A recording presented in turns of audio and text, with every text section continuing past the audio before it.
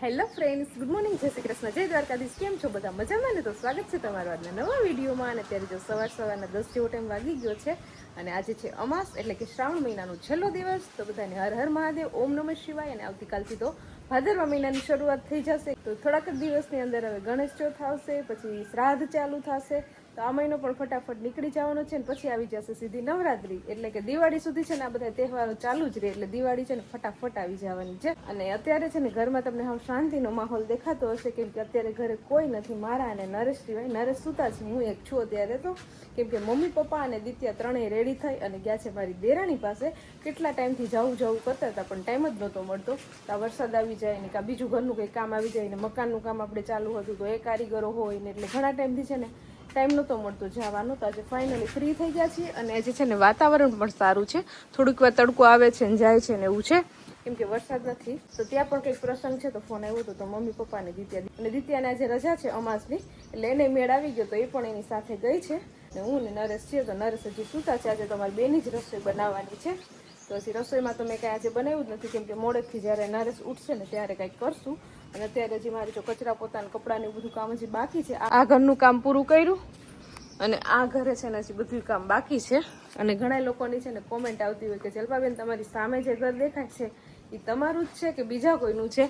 તો તમને કહી દઉં કે આ ઘરે અમારું જ છે અને આ ઘર પણ અમારું જ છે. હમણાં આપણે આ નવું મકાન બનાવ્યું, તો બંને ઘર આખું ફળ્યું ને આ બધું આપણું જ મકાન છે, બીજા કોઈનું નથી. કેમ કે મોટું મકાન છે ને એટલે બધાને એમ થાય સામે છે, એટલે એક ઘર તમારું છે એક ઘર બીજાનું છે, એવું કાંઈ નથી. આખું ઘર અમારું જ છે. ને નવું મકાનનું કામ ચાલુ હતું તો એ પણ હવે ફિનિશ થઈ ગયું છે. હવે એમાં ખાલી બારી દરવાજા ને એવું થોડું ઘણું કામ બાકી છે, લાઇટ ફિટિંગ ને બધું થઈ ગયું છે. તો એ પણ આપણે તમને વિડીયોમાં ક્યારેક બતાવશું, ટાઈમ મળશે ત્યારે. ચાલો, તો ઘરનું બધું કામ કરીને ફ્રી થઈ ગઈ છું ને ત્યારે છે ને ગાયોને ચારા પાણીનો ટાઈમ થઈ ગયો છે ને આજે ગાયોને સાચવવાની જવાબદારી મારી ઉપર છે, કેમ કે મમ્મી પપ્પા છે નહીં. મંગુ છે ને હમણાં કેટલા 4-5 દિવસ થયા બીમાર છે, તો કંઈ ખાતી પીતી નથી. પાણી આપ્યું ને તો પાણી એ નથી પીતી, અને ખાવાનું ચારો આપ્યો ને તો જો ચારો એમને પડ્યો છે ગમાણની અંદર, એ પણ નથી ખાધો. ડોક્ટર 2-3 વાર બોલાવ્યો પણ મને એવું લાગે આજે પાછો ડોક્ટર બોલાવવો પડશે. ચાલો, તો અત્યારે ઘડિયાળમાં 1 જેવો ટાઈમ વાગી ગયો છે અને ઘરનું બધું કામ કરી નાહી ધોઈને થઈ ગયા છે ફ્રેશ. અને હવે ખાલી છે ને જમવાનું બાકી છે. તો આજે જમવામાં છે ને મારે આલુ પરોઠા બનાવવા છે અત્યારે. તો જો અહીંયા છે ને ડુંગળી, ટમેટું, આદુ, લસણ, મરચાંની પેસ્ટ એનો સરસ વઘાર કરી નાખ્યો છે. હજી થોડીક વાર ચડવા દઈશું. પછી બટેટા પણ બાફી લીધા છે અને અહીંયા જો લોટ પણ બંધાઈ ગયો છે મસ્ત. થોડીક વાર પહેલાં જ મેં રાખી લીધો તો લોટ બાંધીને, અને બટેટા પણ મેં પહેલાં બાફી લીધા હતા. એટલે હવે છે ને બટેટાને થોડીક વાર અહીંયા વઘારવાના છે મારે. આ ગ્રેવી જેવું થઈ જાય ને પછી આપણે બટેટા એડ કરી મસાલા નાખી અને મસ્ત પેસ્ટ બનાવી લેવાની છે. અને પછી છે ને ગરમા ગરમ આલુ પરોઠા અને દહીં ખાવાનું છે. મારે અને નરેશને બેને જ જમવાનું છે, કેમ કે મમ્મી પપ્પાની લોકો તો ગયા છે લાડવા ખાવા, બહાર ગયા છે. તો એ લોકોને તો કંઈ છે નહીં જમવાનું હોય, તો ત્યાંથી બધું મસ્ત જમીને જ આવશે. તો હું નરેશ ઘરે હતા તો મને થયું કે ચાલ ને કંઈક નવીન બનાવીએ. રોટલી તો બનાવવાની જ હતી, પછી હું આલુ પરોઠા જેવું કંઈક બનાવી અને દહીં આલુ પરોઠા ખાઈ લઈએ. ચાલો, તો જલપાએ જે તમને કીધું હતું ને કે દહીં ને આલુ પરોઠા ખાવાના છે, પણ દહીં આપણે ઘરે છે નહીં, બરોબર? મેં ફ્રીજમાં ખોલીને જોયું હમણાં.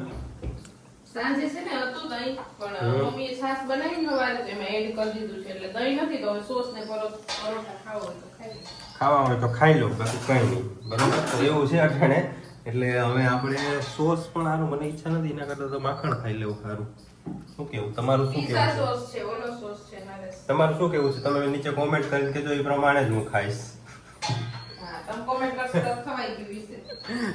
બે ટાણા ભેગા બે ખાઈ લઈએ. હાલો, જરા છે ને થોડોક સોસ લઈ લઈએ, થોડા સા મક્ખન લઈ લેતે. બીજું એક આ પેકેટ મળ્યું, પીઝા પાસ્તા સોસ. આ બધું ભેગું કરીને જો હવે ભાવે ને તો સારું. આલુ પરોઠા પીઝા ફ્લેવર ખાવાની છે આજે. તો આલુ પરોઠા ઉપર પહેલાં આપણે બટર લગાડ્યું. મેં થોડુંક જ લગાડ્યું છે, કેમ કે મને થોડુંક ઓછું ભાવે છે એટલા માટે. પછી થોડોક ટોમેટો કેચઅપ એડ કર્યો. હવે થોડોક આપણે પીઝા સોસ થોડોક જ એડ કરવો છે. એનું કારણ છે કે પછી ભાવવું નહીં તો ખોટે ખોટું બધું બગડે ને. એક સાઈડ જ કરાય, ખૂણામાં પહેલા એક વાર ટ્રાય કરી લેવાય ને, એવું કંઈક કરવું હાલ.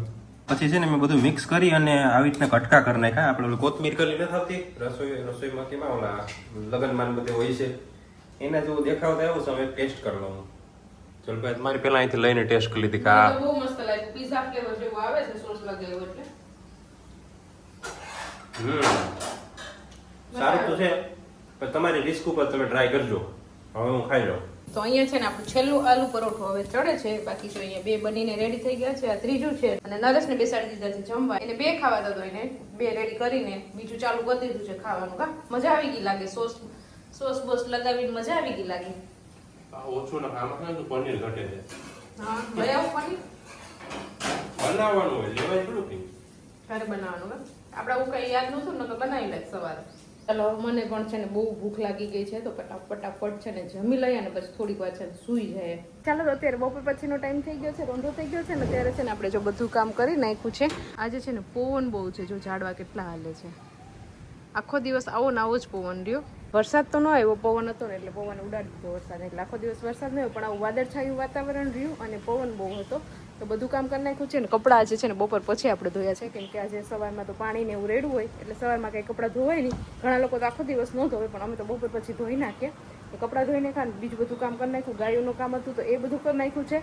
ને મમ્મી પપ્પાને દીત્યા બહાર ગયા તો હજી આવ્યા નથી. હવે ટાઈમ છે, આવી જશે હમણાં કદાચ 5:30 જેવો ટાઈમ થઈ ગયો છે. અને અત્યારે મારે જવાનું છે દરજી પાસે. મારે થોડુંક ડ્રેસ ફિટિંગનું ને બધું કામ છે તો એ રહેતી આવું તો થઈ જાય. અને એકાદું બ્લાઉઝ ને એવું સીવવાનું છે તો 2 અલગ અલગ દરજીને આપવાનું છે તો ફટાફટ આપી આવું. અને ગાયો જો રાડી કરે છે એને ખબર પડી ગઈ કે ઘરધણી ક્યાંક 12 વયા ગયા લાગે છે.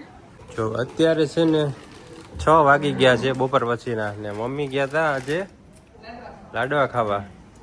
દિત્યા પણ ગઈ હતી આજે ભેગી બરોબર. આજે દિત્યા રજા હતી ને દિત્યાની મેળ આવી ગયો બહાર જવાનો. તો અત્યારે જો આવી તો આખી ઠંડી થઈ ગઈ દિત્યા દાડી જાને. કરી દિત્યા મજા આવી ગઈ. શું કર્યું તું અહીંયા? શું ખાધું તું બેન? શું ખાધું તું? અત્યારે જમવું પડશે કે નહીં જમવું પડે? મોજ કરી લીધી છે ને? ના વેફર ખાવી છે. હું તો જમરૂક જ ખાતો હતો લા બહારનું લઈ ગયો ક્યાં મમ્મી આ દેશી જમરૂક લઈ આવ્યા છે. અચ્છા જમરૂક છે તો દેશી જમરૂક ખાસવા મળે થોડાક. ચાલો તો અત્યારે શાક ખીચડી ને એવું બની ગયું છે. હજી રોટલા બનાવવાની વાત છે ને લસણ છે ને પૂરું થઈ ગયું હતું એટલે જો અહીંયા હું લસણ લઈને બેસી ગઈ છું. અને વાતાવરણ પણ અત્યારે એકદમ મસ્ત છે. ઠંડો પવન આવે છે. વરસાદ નથી આવતો પણ આમ જોરદાર વાદળા જો થઈ ગયા છે. ઝીણા ક્યારેક છાંટા ખરે છે. બાકી પવન બહુ છે આજે. તો વરસાદ આવે ને પહેલાં ફટાફટ આપણે લસણ ખોલી લઈએ એટલે પછી 4-5 દી પાછું કંઈ ટેન્શન નહીં કેમ કે લસણ પૂરું થઈ ગયું છે. ત્યારે તમે જમી લીધું છે ને જમીને હું જો હોમવર્ક કરું છું. અડધું હોમવર્ક તમારું થઈ ગયું છે ને આજે ગઈ હતી મારી કાકીની ઘરે. ત્યાં પણ મને બહુ મજા આવી હતી. આજે અમાસને મારી મજા હતી. હું લેસન કરીને આની સાથે રમીશ છે. સાથે વિડીયોને પણ એન્ડ કરી દઈએ. તો આજનો અમારો મિની બ્લોગ કેવો લાગ્યો તો લાઈક શેર ને સબસ્ક્રાઇબ કરવાનું ભૂલતા નહીં.